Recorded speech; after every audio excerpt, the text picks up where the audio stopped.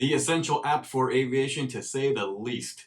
This episode, we're talking about Foreflight, and there's good reason why pilots around the world are using this app at their fingertips. There's so many great reasons why I like using Foreflight, one of them being you're always going to be up to date. The minute you have something on paper, whether it's FAR aim, a sectional chart, even the newspaper, magazines, it's outdated. So what's cool about Foreflight, you can always update the app by pressing a button. It is one of the more expensive apps that I own, not just for aviation, but anything in my phone. So stick around to the end. I'll give you a quick tip how you can save some money when it's time to purchase your Foreflight. When I open up my Foreflight, I'm already here on the maps page. You can zoom in, I'm in Florida, and the blue dot represents where I am here in Orlando. To the upper left will be some more drop downs. I'm going to turn on some layers that I like to show you guys for how I use Foreflight. I just turned on the radar layer. Now I've got NOTAMs turned on, I've got TFRs turned on, and I have AirMets, SIGMETs turned on. User waypoints is another custom layer you can create. I just turned on the VFR sectional chart.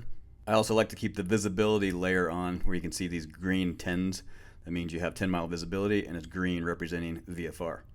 Bottom left, just clicked on the airport tab. This is going to give you information related to the airport, runway lengths, elevation, fuel provided, ATIS information, clearance, ground, tower, frequencies, etc.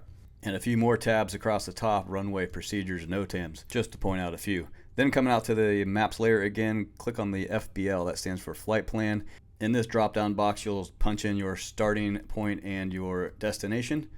Then that magenta line appears, and that'll give you your straight shot to where you're trying to go. One feature of the flight planning that I like is that you can put your finger on the magenta line and move it so you can customize the route. I just learned this one. You can put your finger on the magenta route, wait for it to highlight, and then it gives you the course direction. So for instance, this one's at 320 degrees. I didn't even scratch the surface of what this app can do, how powerful it is, how much technology it has within it. Check out Foreflight's website. They've got plenty of tutorials there that go in detail, much better than what I just did, and really gives you an overall view of how to operate the app. My tip for you is this: when you're ready to buy Foreflight, check in with your CFI. A lot of the schools have discount codes, and your CFI will be able to provide you a discount when you're ready to purchase the app.